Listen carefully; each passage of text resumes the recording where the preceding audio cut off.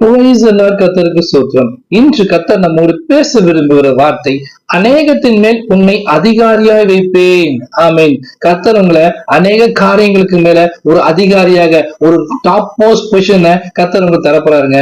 வசனம் மத்தேயு 25ஆம் அதிகாரத்துல ஒரு சம்பவத்தை ஒரு எக்ஸாம்பிளா சொல்றாரு.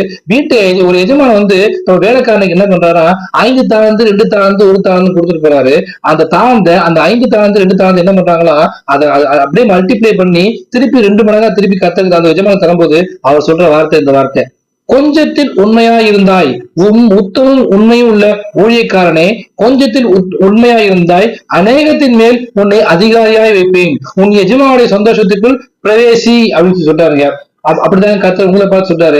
நம்ம கர்த்தர் கொடுத்த சின்ன சின்ன டேலண்ட், ஒரு பேச தெரியுமா, ஒரு பாட தெரியுமா, ஒரு எழுத தெரியுமா, எதை செய்யணுமோ அது கர்த்தருக்கு என்று உத்தமா செய்யும் போது கர்த்தர் நம்மளுக்கு ஆசீர்வதிப்பாங்க. கர்த்தர் நமக்கு ரட்சிப்பு கொடுத்திருக்காரு, வெளியேற பெற்ற ரட்சிப்பு. நம்முடைய பாவத்தெல்லாம் மன்னித்து தம்முடைய ரத்தத்தான பாவெல்லாம் கழுவி சுத்திகரித்து அவருடைய பிள்ளையாக ஒரு பரிசுத்தவானாக புதிய ஜீவனம் கொடுத்துருக்காங்க இல்லையா, அதை நம்ம மட்டும் வச்சுக்காம மற்றவங்களுக்கும் சொல்லணும், நற்செய்தி அறிவிக்கணும், அநேக ஆத்துமாக்களை கர்த்தருக்கு வழிநடத்தணும். இயேசு கிறிஸ்து வரும்போது, கர்த்தாவே நீ எனக்கு கொடுத்து ரட்சிப்ப அநேகருக்கு சொல்லி இத்தனை ஆத்மாக்கள் உங்களுக்கு என்ன ஆயத்தப்பட்டு வைத்தீங்கன்னு சொல்லும் போது அந்த எஜமான் என்ன பண்ணாரு, சந்தோஷப்படுவாரு.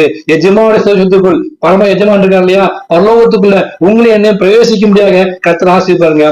கொஞ்சம் டேலண்ட், கொஞ்சம் திறமை, கொஞ்சம் ஆசீர்வாதம் அது கர்த்தருக்கு பயன்படுத்துங்க. சின்ன வீடு கர்த்தர் கொடுத்துருக்காரா, கர்த்தருக்கு ஊழியம் செய்ய பயன்படுத்துங்க. ஒரு சின்ன வாகனம் இருக்கா, கர்த்தருக்கு பயன்படுத்துங்க. என்னென்ன திறமை கொடுத்துருக்கோம், என்னென்ன தாழ்ந்து கத்து கொடுத்துருக்காரோ எல்லாவற்றையும் கர்த்தருக்கு நீங்க பயன்படுத்தும் போது என் நாமத்தை பிரஸ்தாபப்படுத்தி எந்த ஸ்தானத்தை இறங்கி வந்து ஆசீர்வாதம் சொல்லிருக்காரு இல்லையா, எல்லா இடத்தையும் கர்த்தருக்கு நீங்க ஊழியம் செய்யுங்க. கொஞ்சத்தில் உண்மையா இருக்க உங்களை பார்த்து கர்த்தர் அநேகத்தின் மேல, அது ஊழியத்தின் பாதையாகட்டும், பிள்ளையோட படிப்புக்காக ஆகட்டும், விவசாயத்துல குடும்பத்தை எல்லா இடத்தையும் மிகப்பெரிய ஆசீர்வாதத்தை கொடுத்து ஒரு அதிகாரியாக கர்த்தர் வைப்பாரு.